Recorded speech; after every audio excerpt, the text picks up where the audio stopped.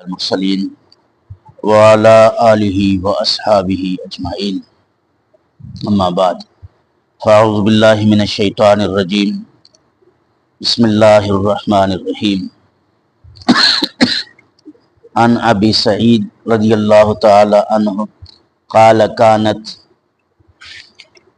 كانت سوداء تقم المسجد فطفيت ليلا فلما أصبح رسول الله صلى الله عليه وسلم أخبر بها فقال ألا آذنتموني فخرج بأصحابه فوقف على قبرها فكبر عليها والناس خلفه ودعا لها ثم انصرف۔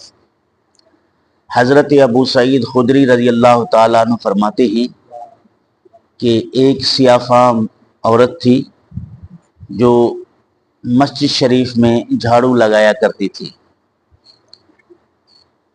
کچھ دن نبی اکرم صلی اللہ علیہ وسلم نے انہیں نہیں پایا، بلکہ اس حدیث کی عبارت میں ہے کہ صبح کے وقت جب نبی کریم صلی اللہ علیہ وسلم نے اس خاتون کو مسجد شریف کی صفائی کرتے ہوئے نہیں دیکھا تو آپ صلی اللہ علیہ وآلہ وسلم نے پوچھا کہ وہ خاتون کہاں گئی؟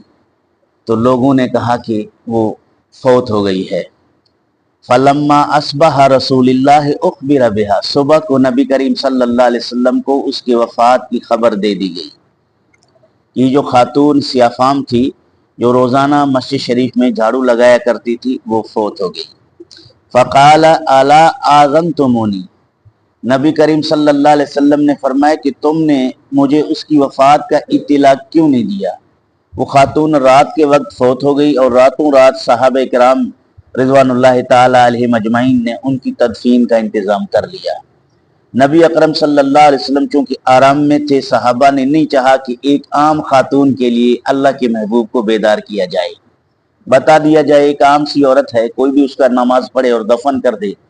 یعنی صحابہ کرام نے عظمت مصطفیٰ صلی اللہ علیہ وسلم کو مد نظر رکھتے ہوئے اس صفائی کرنے والی خاتون کے جنازے میں حضور صلی اللہ علیہ وسلم کو اطلاع نہ کی، اور آپ صلی اللہ علیہ وسلم چونکہ آرام میں تھے، صبح جب آپ کو خبر دی گئی کہ وہ خاتون رات فوت ہو گئی، ہم نے ان کا تدفین کا انتظام کر کے اس کو دفنا دیا، تو اس موقع پر نبی پاک نے صحابہ سے کہا کہ مجھے آپ نے کیوں اطلاع نہ دی؟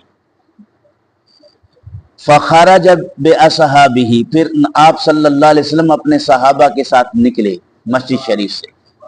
فوقف علی قبرها، اس خاتون کے قبر پر آ کر کھڑے ہو گئے۔ صحابہ کرام رضوان اللہ علیہم اجمعین کے ساتھ ایک عام خاتون جو سیاہ فام تھی مسجد شریف کی صفائی کیا کرتی تھی، نبی پاک کو جب پتہ چلا کہ رات وہ فوت ہو گئی، اسے دفنا دیا گیا، تو آپ اس کی قبر پر تشریف لائے اور صحابہ کرام رضوان اللہ علیہم اجمعین بھی ساتھ تھے۔ فکبر علیہا والناس خلفہ، نبی کریم صلی اللہ علیہ وسلم نے اس پر تکبیر پڑھی، یعنی اس کا نماز جنازہ پڑھا، اور صحابہ کرام رضوان اللہ علیہم اجمعین آپ کے پیچھے تھے۔ ودعا لہ، اور اس کے لیے دعا کی، یہاں سے دو باتیں ثابت ہو گئی۔ ثم انصرف، پھر آپ تشریف لے گئے۔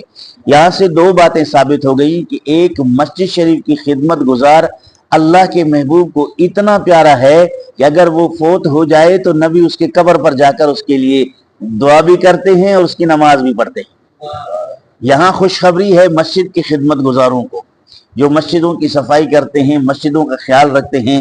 مسجدیں اللہ اور اللہ کے محبوب کو انتہائی پیاری ہیں، تو ان کی خدمت گزار کی خدمت کبھی ضائع نہیں ہے، رائے گاہ نہیں ہے، وہ اللہ رسول کی بارگاہ میں قبول ہے۔ تو ہمیں چاہیے کہ ہم اپنی مسجدوں کی خدمت کریں، مسجدوں کی صفائی کریں، ہر لحاظ سے مسجدوں کو آباد رکھیں۔ محشر کے دن مصطفیٰ کریم فرمائے کہ وہ لوگ کہاں ہیں جنہوں نے میری مسجدوں کو آباد کیا تھا، صفائی کی تھی، میں ان کی شفاعت کر کے ان کو جنت دلاؤں۔ چونکہ نبی پاک اس خاتون کے قبر پر جب تشریف لے گئے، شارحین نے لکھا کہ اس سے مسجد کی خدمت کا پتہ چلتا ہے، اس کی عظمت کیا ہے اس کا پتہ چلتا ہے، اس لیے نبی کریم صلی اللہ علیہ وسلم نے اس خاتون کو یہ شرف عطا فرمایا۔ دوسرا مسئلہ یہ ثابت ہو گیا کہ جنازے کے بعد دعا کرنا مصطفیٰ کی سنت سے ثابت ہے۔